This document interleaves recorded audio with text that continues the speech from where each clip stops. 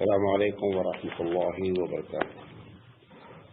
الحمد للہ رب العالمین والعاقبۃ للمتقین والصلاۃ والسلام علی رسولہ الکریم۔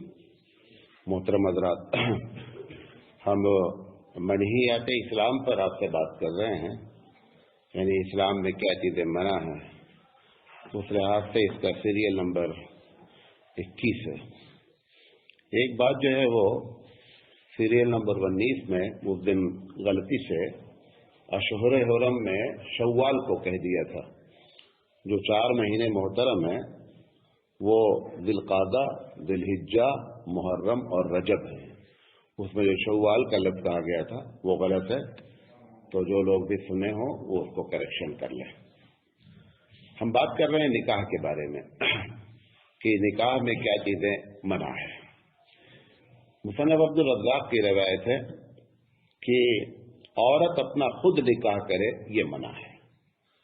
مطلب عورت کو چاہیے کہ عورت کی رضامندی اپنی جگہ، لیکن جب نکاح کرنے کی بات آوے تو اس کا نکاح جو ہے کرنے والا جو ذمہ دار ہو وہ کوئی مرد ہونا چاہیے۔ امام شافعی رحمۃ اللہ علیہ کے نزدیک تو نکاح ہی نہیں ہوتا۔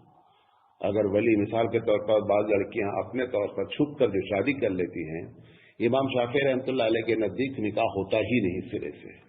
تو یہ اللہ کے رسول صلی اللہ علیہ وسلم نے منع فرمایا کہ نکاح جو ہے وہ عورتیں خود اپنا کریں۔ خود آپ جو سمجھ رہے نکاح کرنے کا مطلب کہ پڑھنا نہیں، مطلب خود ذمہ داری محسوس کر لے، گھر کے کسی مرد کو جو اس کے ذمہ دار ہیں ان کو بتائے نہیں اور اکیلے میں شادی کر لے، یہ مطلب ہے، یہ منع ہے۔ اسی طریقے سے جب نکاح میں مہر رکھی جاتی ہے عرب دنیا میں اور دوسرے دنیا کے دوسرے علاقوں میں تو یہ کیفیت نہیں، الحمدللہ لوگ مہر رکھتے ہیں اور ادا کرتے ہیں۔ ہندوستان میں بھی آپ کا یہ علاقہ جو ہے کرناٹک کا اور تمل ناڈو ہے، یہاں پر ایک بڑی تعداد جو ہے الحمدللہ مہر ادا کرتی ہے۔ اور ایک اور اچھی چیز یہ ہے کہ زیادہ تر لوگ نقد بھی اب ادا کرنا لگے ہیں مسائل جاننے کی بنیاد پر، لیکن بہت سے علاقے میں مہر رکھی جاتی ہے اور اسی دن ارادہ ہوتا ہے مہر رکھنے والے کا کہ دینا نہیں ہے، چاہے وہ سمجھ کر کے دینا نہیں ہے کہ ٹالتے رہنا ہے، اور کہ اس کو یہ سمجھا دیا جاتا ہے کہ تم مہر معاف کرا لینا۔ حالانکہ مہر کی نیت کرتے وقت حضور نے فرمایا کہ اگر کوئی آدمی اس نیت سے مہر رکھے کہ دینا نہیں ہے تو آپ نے فرمایا کہ جیسے کوئی قرضہ لے اور اسی وقت یہ نیت کر لے کہ ٹوپی ڈالنا ہے اور دینا نہیں ہے، تو آپ نے فرمایا کہ یہ چوری ہے۔ اور مہر اگر رکھتے وقت یہ نیت کر لے کہ مہر دینا نہیں، تو آپ نے فرمایا یہ نکاح نہیں، یہ زنا کی طرح ہے۔ لہذا یہ بڑی بات ہے۔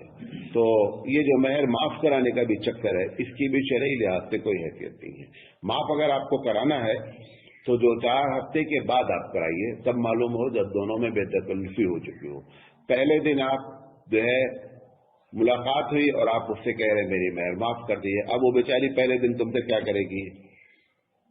تو طیب نفس سے وہ اگر مہر معاف بھی کر رہے وہ طیب نفس نہیں ہے، یعنی اس دل کی خوشی سے اس نے یہ بات نہیں کہی ہے۔ آپ 2-4-10 دن کے بعد اس سے کہیں میرے ایسے حالات ہیں، ٹھیک ہے میں دینے کی کوشش کروں گا لیکن ابھی ہمارے ایسے حالات ہیں، آپ اس کو کرنے کی طرح آگے بڑھائیں۔ لیکن یہ کہ آپ کو اللہ نے قوام بنایا ہے مردوں کو، پہلے دن آپ بھکاری اس کے سامنے بن گئے۔ جس بنیاد پر قوام بنایا گیا ہے، یہاں پر قرآن مجید کی آیت ہے کہ الرجال قوامون علی النساء، وہاں پر جو آگے جو ٹکڑا کہا جا رہا ہے کہ تم کو اس لیے ہم نے بڑا بنایا ہے کہ تم اس کے اوپر پیسے خرچ کرتے ہو۔ اب تم نے اس سے پیسے مانگنا شروع کر دیا، چاہے جہیز کی شکل میں، چاہے سیلری کی شکل میں، چاہے مہر معاف کرانے شکل میں، تو قوامیت کی جو اصلی صفت تھی وہ ہم نے کیا کر دیا؟ ختم کر دیا۔ لہذا ایسا نہیں کرنا چاہیے۔ اسی طرح ابو داؤد شریف کی روایت ہے کہ اللہ کے رسول صلی اللہ علیہ وسلم نے فرمایا کہ جب میاں بیوی جو بھی آپس میں جو پرائیویٹ زندگی ہوتی ہے، اللہ کے رسول نے بڑی سختی سے اس پہ منع فرمایا کہ اس کا ذکر ہم کسی دوسرے سے کریں، یہ بہت سخت بنا ہے۔ اچھا، منع ہونے کی وجہ آپ کو بتاتے ہیں۔ جو بھی میاں بیوی کسی بھی میاں بیوی سے بات کریں، سب میاں بیوی ایک ہی طریقے کی پرائیویٹ زندگی گزار رہے ہیں، जो मना है, जो लोग नहीं समझते इसको मना क्यों किया गया है, मना करने की जो असल बुनियादी वजह है, मिसाल के तौर पर एक शख्स अपनी बीवी की चंद उस प्राइवेट खूबियों का जिक्र करता है XYZ किसी के साथ। अच्छा, अब उसकी जिससे आप जिक्र करने जा रहे हैं उसकी बीवी पता चला बहुत बुरा बिहेव उसके साथ उस प्राइवेट लाइफ में करती है, तो ये दोनों की जिंदगी तल्ख हो जाएगी। क्यों? उसको कंपेयर करने का और मुआवजा करने का मौका मिल जाएगा।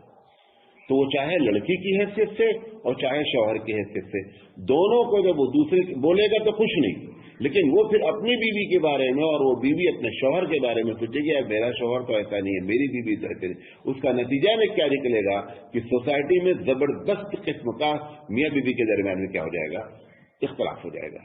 तो उस बुनियाद असल उसकी वहां है कि ये जो जिक्र किया जाएगा इससे, तो क्योंकि मैं आपको बार बार ये बताता रहता हूं, इन सब का मकसद है सुकून बरकरार करना। ये जितने भी कानून मना किए जा रहे हैं, इन सब मना करने की बेस में क्या छुपा हुआ है कि सुकून जो है वो सोसाइटी में गारत नहीं होना चाहिए। ये अबू दाऊद शरीफ की रवायत है, अल्लाह के रसूल ने मना फरमाया। फिर फरमाया मिसाल दे करके कि उसकी मिसाल ऐसे है कि शैतान किसी शैतान से खुले आम रास्ते में गोया कि मिले और लोग उसे देखें, यानी गोया शैतानी काम है ये कि हम मियाँ बीवी की बातें एक दूसरे को बताएं। बहुत बुरी चीज है। नबी सल्लल्लाहु अलैहि वसल्लम के जमाने में चूंकि उस वक्त जहालत भी थी तो बाकायदा ये बातें होती थी। फिर अल्लाह के रसूल सल्लल्लाहु अलैहि वसल्लम को ये बात मालूम हुई मदीना आने के बाद, तो आपने फिर जो है भरी महफिल में इसको बताया और समझाया कि ऐसा ना किया जाए।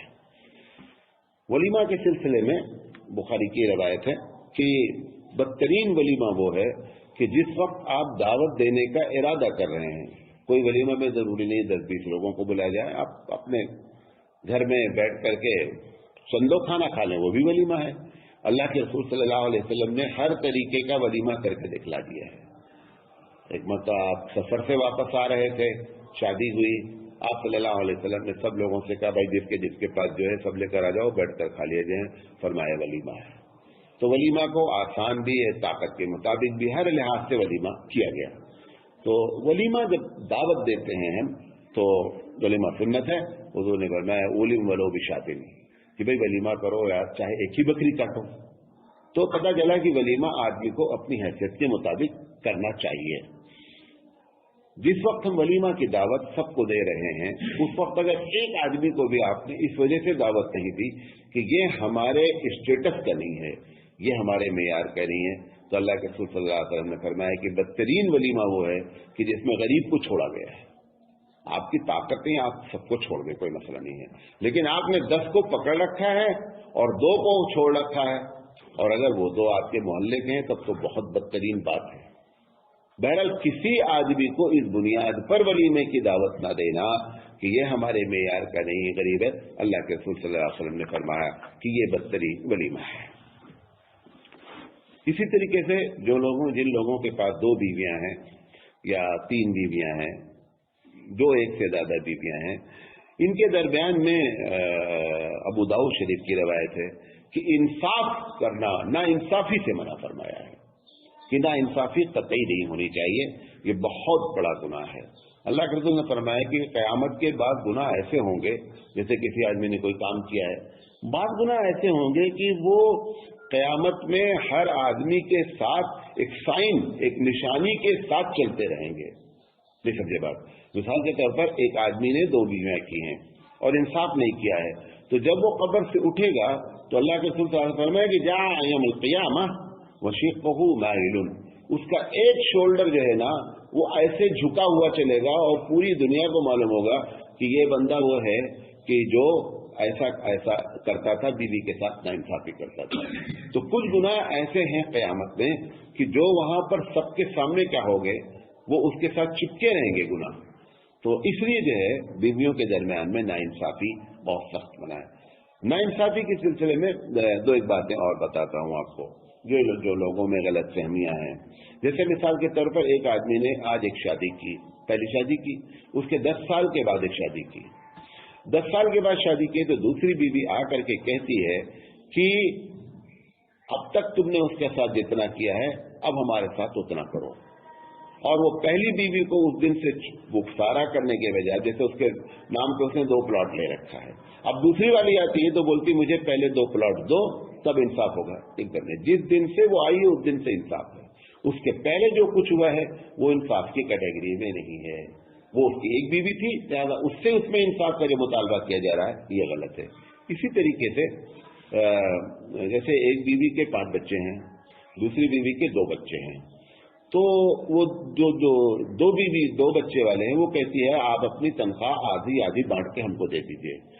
2000 रुपए, मतलब 4000 तनख्वाह है तो 2000 रुपए इस बीवी को दे दीजिए, 2000 रुपए इस बीवी को दीजिए, ये अपने बच्चों को पालें, ये अपने बच्चों को पालें। ये इंसाफ का माना नहीं है। बच्चे किसके हैं? बच्चे बाप के हैं, बच्चे बीवी के नहीं हैं।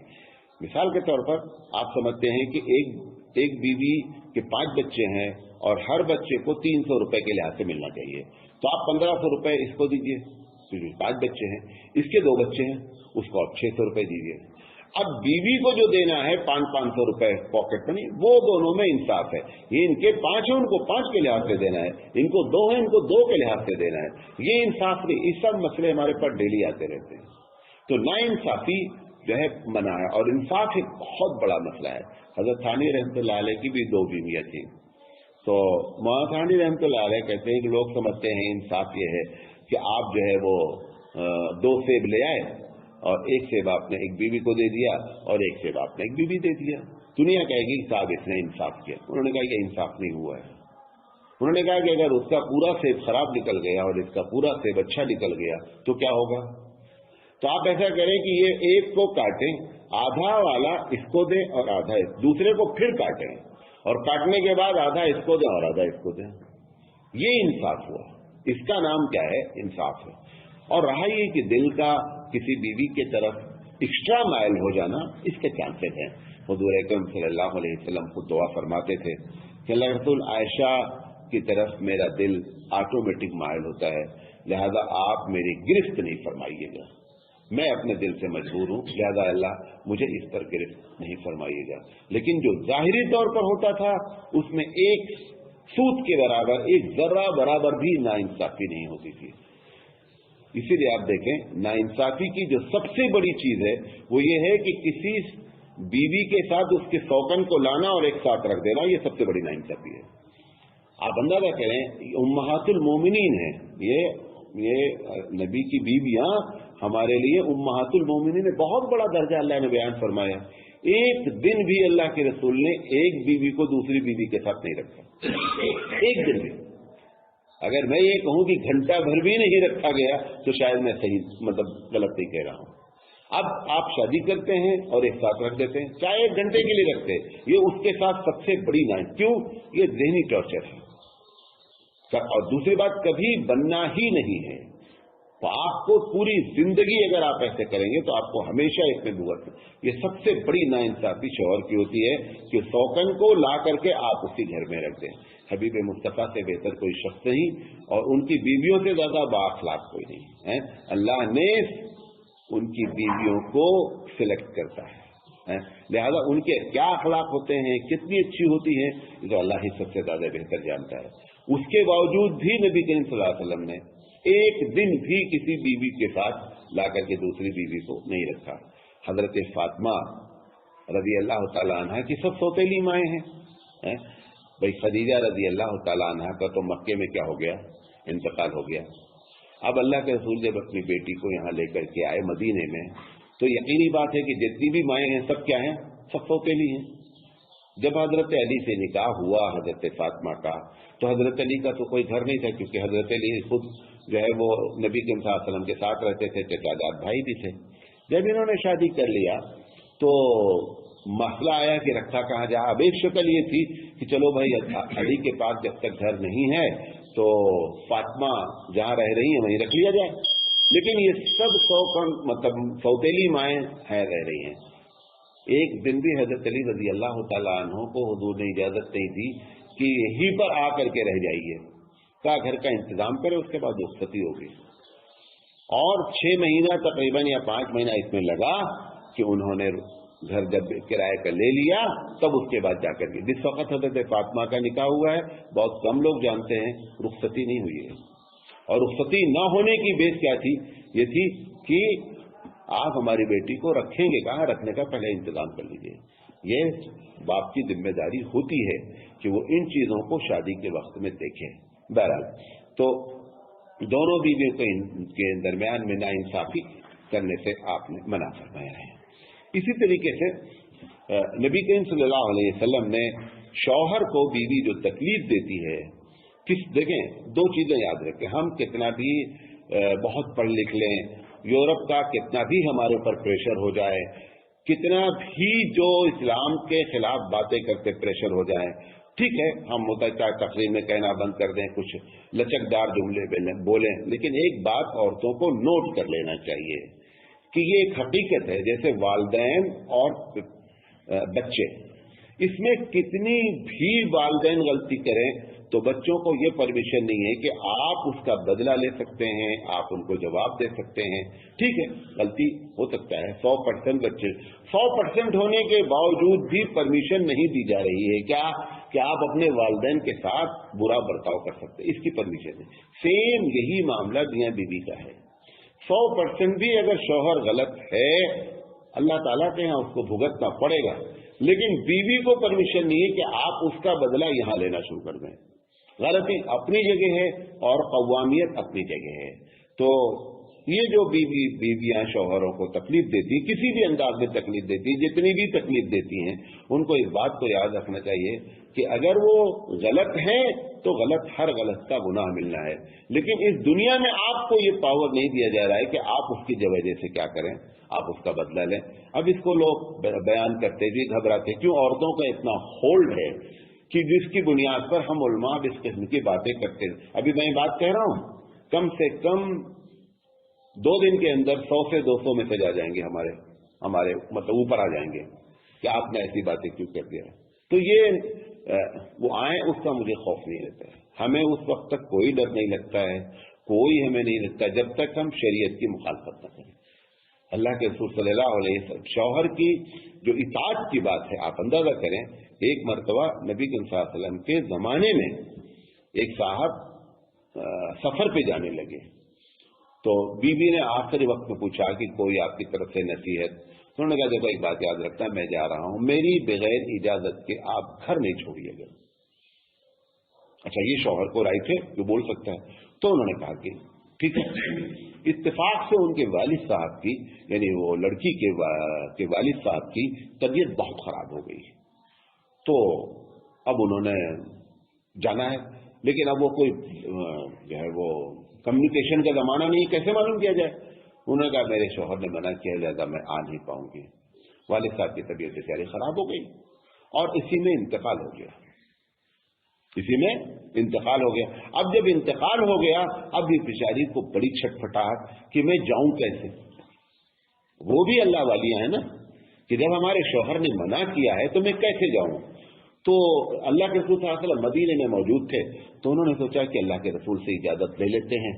اگر اللہ کے رسول اجازت دے دیں گے تو پھر اللہ معاف کر دے گا اور شوہر سے باتیں بتا دیا جائے گا کہ میں ٹھیک ہے آپ سے نہیں بات، لیکن نبی نے مجھے اجازت دے دی.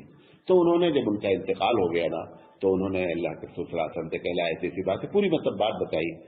تو نبی کریم صلی اللہ علیہ وسلم نے فرمایا کہ اگر تمہارے شوہر نے منع کیا ہے تو محمد بن عبداللہ کو بھی اختیار نہیں ہے کہ آپ کو اجازت دے دیں.